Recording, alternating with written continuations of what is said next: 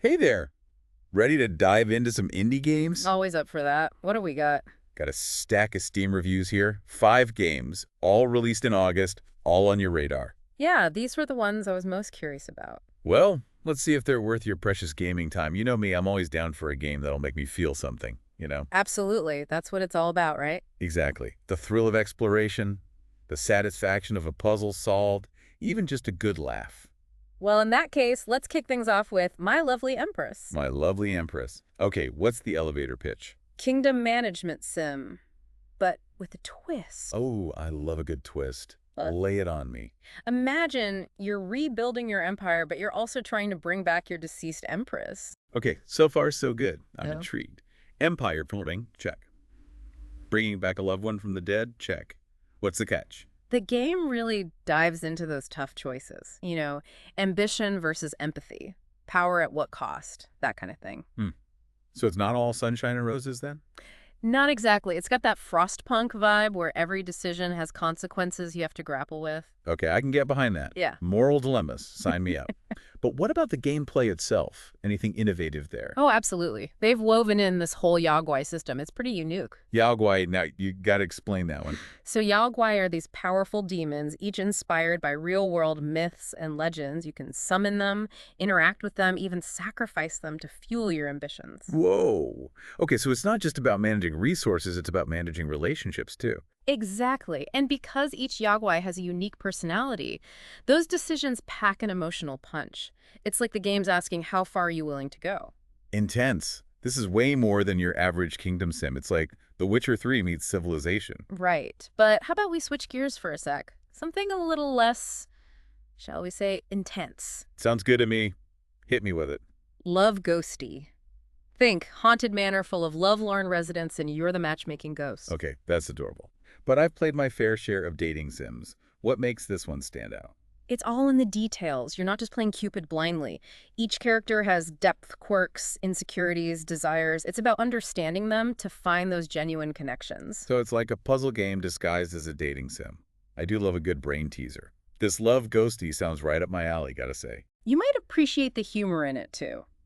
Let's just say, even ghosts have to get creative when playing Cupid. Oh, now you really have my attention. All right, moving on. What about something post-apocalyptic? You know I love a good end-of-the-world adventure. Nocturnals. Choice-driven narrative. Monsters.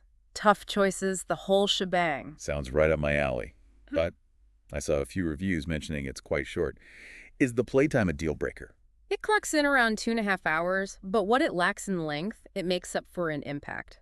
The reviews are raving about the emotional depth of the story. Okay, that's good to know. Sometimes a tight, impactful story is better than a meandering 100-hour epic. What about the art style? Anything noteworthy there? It's described as charming, almost cute, but But. There's always a but. apparently the death animations. Brutal. Whoa, okay, that's unexpected. Cute art style, brutal death animations. I'm intrigued, but kind of terrified at the same time. That seems to be the general consensus. It's like, don't starve, juxtaposing that whimsical style with unforgiving gameplay. Nocturnals is going on the list. Now, for something completely different, How about a hidden object game? a hidden object game. Okay, you have my attention. But what makes this one special?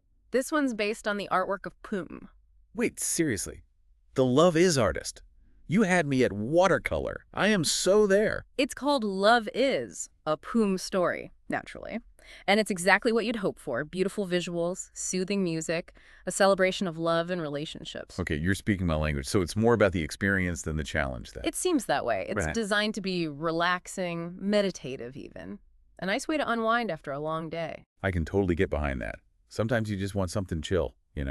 Soak in the atmosphere, let the stress melt away. Exactly. Plus, there are 34 unlockable wallpapers by Poon himself. A nice little bonus for art lovers like us. Ooh, nice touch. I do love some unlockables. But I did see a couple of reviews mentioning the English translation being a little off. Yeah, that seems to be a bit of a sticking point for some players. The localization could use some work, apparently. Well, hopefully they'll iron that out in an update. Hmm. Now for the grand finale, we've got one game left. Ova Magica. It Yeah. sounds adorable and kind of delicious. Get ready for cuteness overload. It's a monster collecting farming sim hybrid. Hold on, I need a moment to process this. Monster collecting. Farming. Did you say these monsters are called blobs? Blobs they are. And they are ridiculously cute. You can collect them, breed them, each with unique traits and abilities. It's like Pokemon meets Stardew Valley with extra blobs. This is amazing. I'm already sold. But for the sake of thoroughness, tell me more about the farming aspect. What can I grow? All the usual suspects. Crops, livestock. You use it all to feed your blobs, help them grow stronger. The whole blob-powered ecosystem. Yeah. I love it. Okay, so we've got farming, we've got collecting. What about battling? Can my blobs throw down? Absolutely. Turn-based battles, pit your blobs against wild creatures or other players, text your strategies, see who reigns supreme. I am so ready for this. This is going straight to the top of my wish list. Over Magica, here I come. But I did see some reviewers mentioning a lack of in-game information. It's in early access, so that's to be expected. Hopefully, they'll flesh out the tutorials and guides as development continues. Fingers crossed for a comprehensive blob breeding guide. You know, from demon packs to blob breeding, we've covered a lot of ground.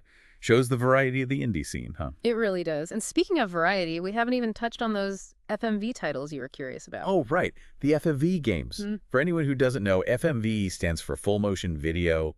Basically, think video game, but with live action footage. Yeah, it's a style that's making a comeback. And it's not just nostalgia either. Developers are finding creative ways to blend that cinematic feel with player choice. Exactly. Like you're stepping into a movie, but you get to shape the story. Okay, which FMV adventure are we diving into first? Well, if you're up for a historical romance, Rebirth, New Lover might pique your interest. Time travel, multiple love interests, the whole shebang. Time travel and romance. Now you're speaking my language. Okay, I'm sold.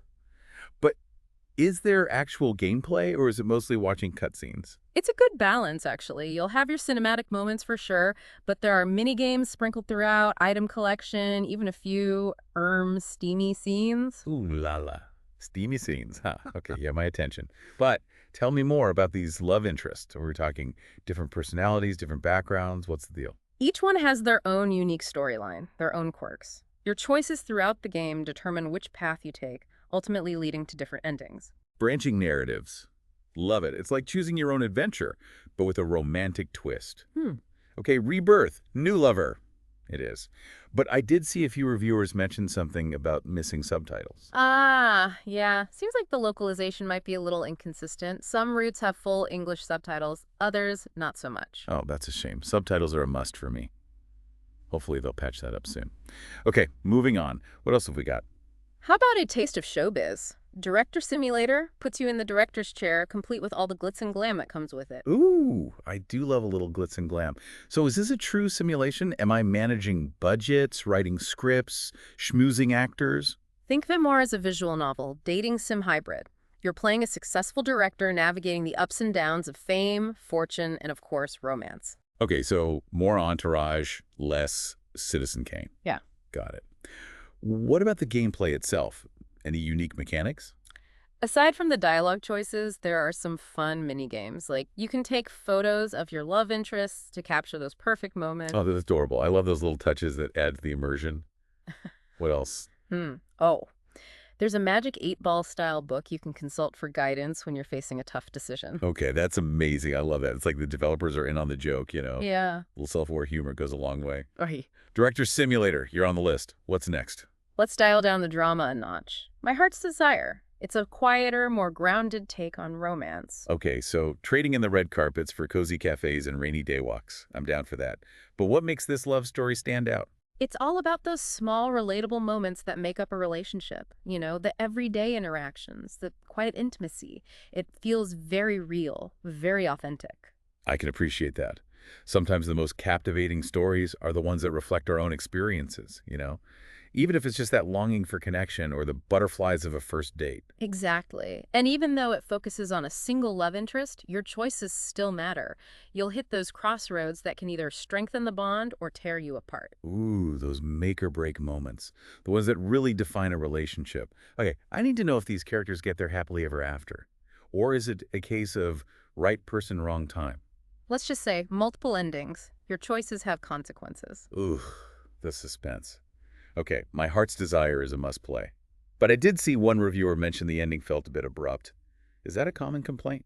It seems like the pacing towards the end might be a bit off. Some players felt like it wrapped up a little too quickly. Yeah, I get that. Sometimes you just need that extra beat to let things sink in, especially with romance.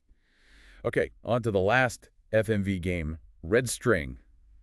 From the sound of it, we're going from heartwarming to heart-stopping. Get ready for some suspense. Red String is a thriller, but naturally with a romantic twist. A romantic thriller. Yeah. I am intrigued, but also a little wary. Is the romance well integrated into the story, or does it feel forced? Because I'm all for a good love story, but not if it undermines the suspense. Don't worry, it sounds like they've struck a good balance. The relationships feel integral to the plot, adding an extra layer of complexity to the characters' motivations. Okay, good to know. Because let's be real, when the stakes are high, relationships can either make you stronger or completely derail you. And in a thriller setting, those dynamics are amplified tenfold. But how gory does Red String get? Asking for a friend who prefers their thrills on the less graphic side. Seems like your friend is in luck. From the reviews, it seems like Red String relies more on psychological suspense than jump scares and gore. Music to my ears. I'm all about the psychological thrills. Yeah. Atmosphere over excessive violence, always. But speaking of, were there any other issues reviewers mentioned? There were a few complaints about technical hiccups. Seems like the video quality can be inconsistent, and the subtitles, well, they're not always perfect. Ah, that's a shame. Nothing like a technical issue to pull you out of the moment. Especially in a genre that relies so much on visuals and atmosphere. True. But even with those flaws, Red String still seems to be a hit with those who enjoy a good thriller with a dash of romance. You know, they say, a compelling story can forgive a multitude of sins. Or in this case, a compelling story can forgive a few technical hiccups. Wow, we've gone through a lot of games, haven't we? And you know what strikes me? What's that? The sheer variety. I mean, we've got everything from demon packs and blob breeding to time-traveling romance and showbiz scandals. It's true. The indie scene really does run the gamut, doesn't it? No two games are quite alike. And that's what I love about it. You get such unique perspectives, such creative risks. It's refreshing, you know? Absolutely. It's a breath of fresh air. And speaking of refreshing, I'm curious to know which game has you most intrigued. You've always been drawn to games with a strong narrative, and we've seen a few contenders today. Oh, absolutely. And for me, I think the one that's really stuck with me is My Lovely Empress. My Lovely Empress. What is it about that one that's grabbed you? I don't know. There's just something so compelling about the whole premise. The love, the loss, the lengths we'll go to for the people we care about. Plus, those Yaogwai, they add such a fascinating moral dimension. Yeah, those Yaogwai are something else. Forces you to make some tough choices. Right. It's like, how much am I willing to sacrifice to achieve my goals, even if it means making a deal with a demon? Those are the kinds of questions that make you think, you know? Exactly. And for me, that's what elevates a game from good to great, when it stays with you long after you've put the controller down. Couldn't agree more. It's about more than just entertainment, isn't it? It's about exploring the human experience in all its messy, complicated glory. Well said. And you know, that's what we've gotten a taste of today. From the heartwarming moments of love, ghosty, to the nail-biting suspense of Red String, these indie games remind us that games can make us feel. And that's a powerful thing. They can challenge us, comfort us, even teach us a thing or two about ourselves along the way. Absolutely. So, to everyone listening, go out there and explore. There's a whole world of incredible indie games out there waiting to be discovered. Couldn't agree more. Happy gaming, everyone. And until next time, keep diving deep.